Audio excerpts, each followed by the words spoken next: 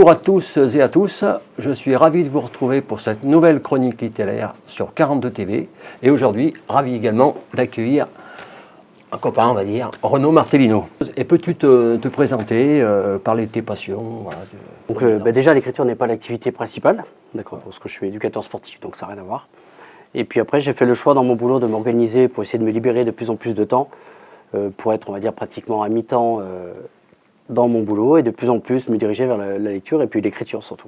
Tu t'es lancé dans l'écriture il y a déjà quelques années, puisque j'ai quatre romans posés sur la table.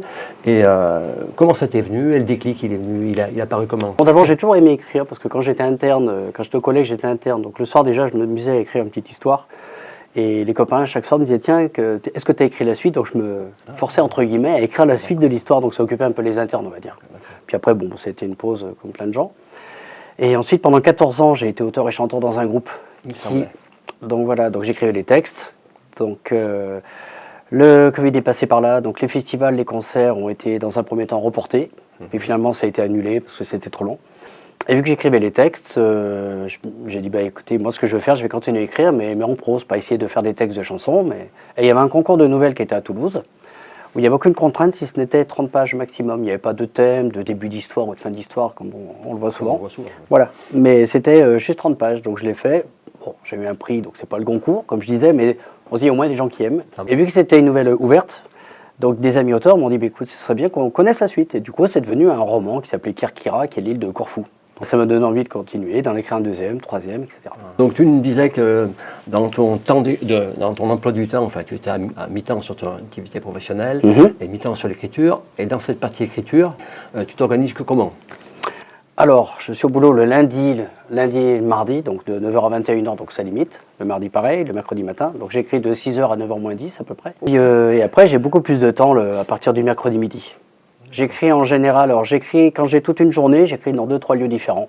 J'aime bien changer. En général, il y a une partie chez moi, une partie dans un bar.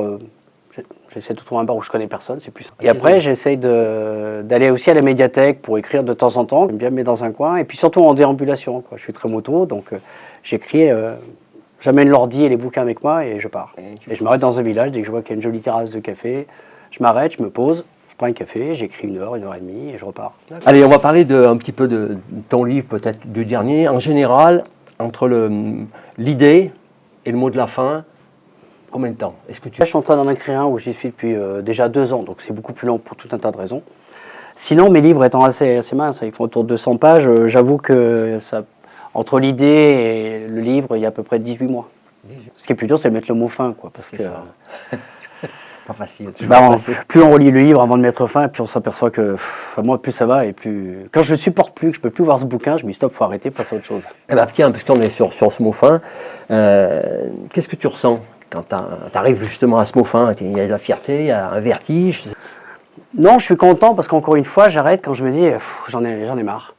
J'en ai marre de ce livre, et il faut que je passe à autre chose, à un autre sujet. On ne peut presque plus le voir, quoi. Ouais. Allez, on va parler de ton dernier livre, puisque le prochain est en cours. Une femme, ça s'empêche. Ah, déjà, le titre, ça claque, hein, parce que ça s'empêche de quoi? Ouais. Alors, en fait, j'ai détourné une phrase d'Albert Camus, qui avait écrit « Un homme, ça s'empêche ». Alors, c'est un homme au sens générique, on est bien d'accord, hein, au sens large. Mais étant donné que l'histoire porte, le personnage principal est une femme, je me suis dit, bon, on va détourner un petit peu la phrase de Camus. Camus voulait dire à l'époque, même si parfois on peut avoir des pulsions, voilà, aussi bien dans l'aspect positif que négatif, il faut aussi savoir un petit peu se retenir, il faut savoir quand même s'empêcher, quoi. Sinon, c'est la porte ouverte à tout. Et étant donné que dans l'histoire, effectivement, une personne, sans tout divulgacher, comme on dit, est gendarme et qu'à un moment donné, il va falloir qu'elle choisisse entre justice et vengeance, voilà, il faut quand même savoir de temps en temps s'empêcher, se retenir. D'accord. Et d'où est venue l'inspiration pour ce roman? Eh ben, par mes voyages et par la moto, parce que j'adore notamment les gorges du Tarn. Donc l'histoire se passe d'ailleurs, c'est comme par hasard quelqu'un qui écrit en déambulation, en moto, dans les gorges du Tarn. Donc bon, c'est pas trop difficile à comprendre. Et il se termine donc sur les plateaux du Vercors. En fait, des endroits que j'aime beaucoup. Alors, dans ton roman, si je me rappelle bien, parce que je l'ai vu, il y a beaucoup de dialogues. Quelle place tu accordes au dialogue? Alors j'aime bien parce que ça donne un côté très vivant et puis ça permet de mélanger les styles, je trouve. C'est-à-dire que ma façon de parler, justement, je pense que c'est un peu comme ça pour tous les auteurs, on va la retrouver à travers les dialogues. D'accord.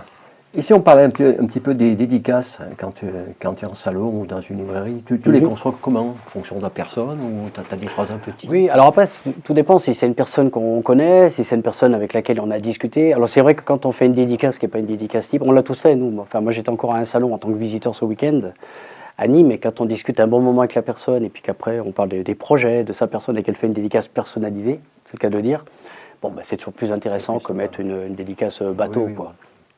Donc, dans la mesure du possible, quand on discute un petit peu avec la personne, on est tous pareils. Hein. On essaye parce qu'on connaît la ville où elle habite, on la connaît personnellement, on a des connaissances communes. Des retours, j'en ai eu des deux styles, positifs ou négatifs, on va dire. Le positif, ça va être des gens, par exemple, pour mon premier sur Kerkyra à Corfou, des gens qui me disent « Ah, on a lu votre livre, et du coup, cet été, on part en vacances à Corfou, ça nous a donné envie. » Et en négatif, ça a été sur un livre qui était un roman d'anticipation avec un compte à rebours, volontaire, hein, puisque des personnes reçoivent un mail leur annonçant qu'elles vont décéder 13 jours plus tard. Et donc il y a un compte à rebours, effectivement, par jour, hors minutes, secondes, on dépasse même de 2 minutes, pour que je ne suis quand même pas trop tordu, pour qu'on ait quand même la réponse. Et j'ai une personne, alors je pense qu'elle n'a pas compris l'objectif du livre, elle me dit ah non, moi j'ai pas aimé votre livre parce que j'étais mal à l'aise et tout, là j'étais stressé, ça m'a pas plu du tout. Oui, non, c'était le principe, quoi. Il y a une mort annoncée 13 jours plus tard, et il y a un compte à rebours, donc effectivement, si vous me dites vous avez été mal à l'aise, je suis plutôt content, quoi. C'est un petit peu le but. Dis-moi, projet d'écriture, tu nous as dit que tu étais sur un prochain... Alors là, oui, donc là c'est un roman historique, mais c'est une enquête policière qui se déroule en 2021. L'inspecteur de l'OCBC, en fait l'OCBC est l'organisme qui s'occupe des recherches des biens nationaux pour les vols de statues, de tableaux, etc. Donc je mets déjà un peu sur la piste.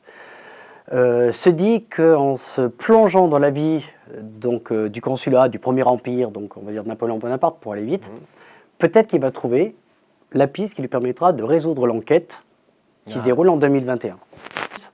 Il est obligé de se plonger dans la vie du personnage, enfin d'abord du consulat avant, en espérant y trouver une piste. Ça peut permettre en même temps aux gens d'apprendre à découvrir cette période, de la fin de la Révolution, le consulat, l'Empire, à travers l'apprentissage de l'enquêteur. D'accord. Avec sans arrêt des allers-retours en 2021, puisqu'il a une vie de famille, et sa famille lui demande où il en est, etc. Donc il y a sans arrêt des allers-retours. Et il espère résoudre l'enquête. Écoute, Renaud, je te remercie pour cette belle interview. Merci à la chaîne télé de m'avoir convié. De 42 télé, et puis à bientôt, à la semaine prochaine. À bientôt. Au revoir. Au revoir.